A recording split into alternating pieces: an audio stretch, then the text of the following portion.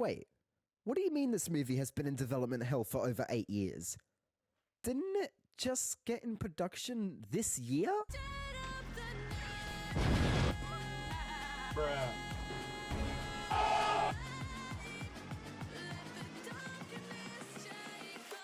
Hello, people! Welcome back to the channel.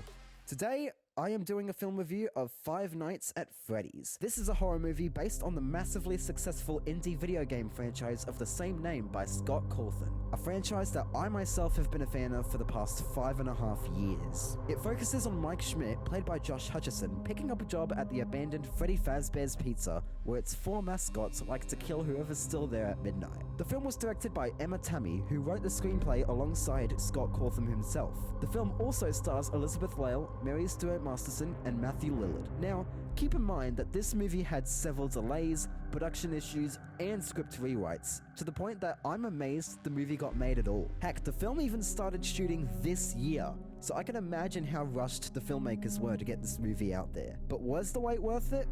Let's find out. Now, my history with the FNAF series has always been complicated. The first game came out when I was 9, so I was definitely terrified of it. Yeah, as a kid, horror was a no-no for me, like a lot of other kids. It wasn't until I entered high school and I was delving a little deeper into the horror genre that I started to really get into the series. I played the first, second, third, fifth, sixth, and Ultimate Custom Night that same year in 2018. I was too chicken for the 4th game. I then started delving into the lore, tried reading one of the books, and completed all 6 endings of Security Breach. I even landed a voice acting gig on an animatic/audio series called A Loud Glitch, which is a crossover between Security Breach and The Loud House. It was there that I provided the voice of Glam Rock Freddy. Ah, you startled me. Lincoln, who is this girl? Lucy, a pleasure to meet you. Fun fact, I actually have an entire video surrounding how I landed this, as well as my history with it, so be sure to be on the lookout for that. With this kind of history with the series, I was definitely excited about the movie, especially when we suddenly got trailers and news about it, so of course I had to see it on opening day. I was originally going to see it on Halloween with friends, but I got too excited, and I can safely say, it didn't disappoint. At least for me. Firstly, Blumhouse really did their homework on FNAF, because the faithfulness this movie has to the games and its fanbase is impressive.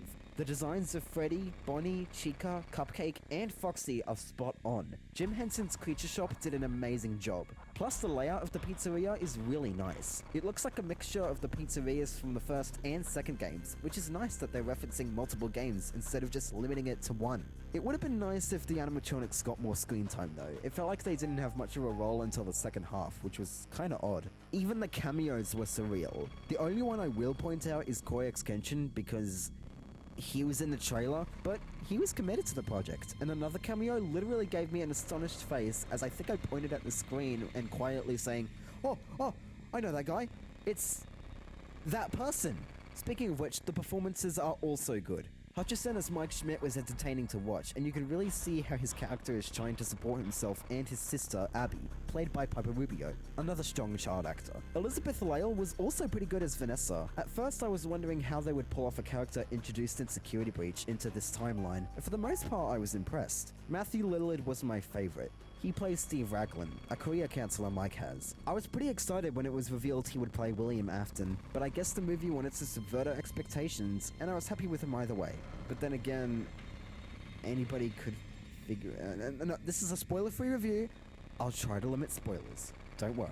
When I went online after watching the movie, the main complaints from critics were about the story and the scares. I thought the story they were telling was fine. It had a slow but steady first act, an intriguing second act, and an exciting, albeit low-energy third act. However, there was one deviation from the lore I'm not sure of. I didn't think of it too much when I was watching it, but when I was on the bus after leaving the cinema, I started really thinking about it and I started having a realization that something wasn't right. And as for the jump scares, they could have been stronger. Some of them got me, but others felt obvious. It's like the trailers wanted us to know where some of them would be, and that's kind of something that the trailers ruined a bit. And what's really ironic is that there was an actual kid in the cinema I was in, and the kid wanted scary stuff to happen.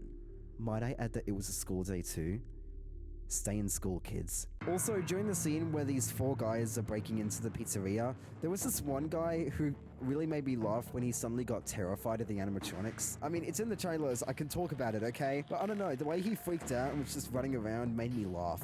But otherwise, I had a pretty damn good time. I was glued to my seat, part of me was thinking I would be disappointed, and I thankfully, for the most part, wasn't. I'm actually really glad I saw it on opening day instead of waiting for Halloween, because honestly, I don't think I would have been able to make it without being spoiled. It was difficult doing this review spoiler-free, but I was able to succeed. Hopefully. The one thing I will spoil is that there were thankfully no brutal fights in my cinema. No, seriously, an actual fist fight happened at an early screening in London. I guess we can call that the fight of 23. Seriously, why are there idiots out there in the world? So I'm gonna give it an 8 out of 10 for splendid. Could have been scarier, but nevertheless, a delightful good time that'll hopefully satisfy fans of the games. But don't satisfy them too much to the point where they literally steal a 3D poster and run away with it. Again, idiots. What did you guys think of Five Nights at Freddy's if you've seen it? Did you love it? Did you hate it? Did you like it like I did? Did you think it wasn't that good? Or are you mixed in between? Let me know in the comments, I'm curious. Follow me on my social media listed below, and also consider liking the video and subscribing if you're brand new, while also ringing the bell to be notified on future videos. Also, if you want to support me even further, head to my Patreon page and you can support me on either my videos or my art. Though there is an option for both if you're curious. That's all for now, and until next time, farewell.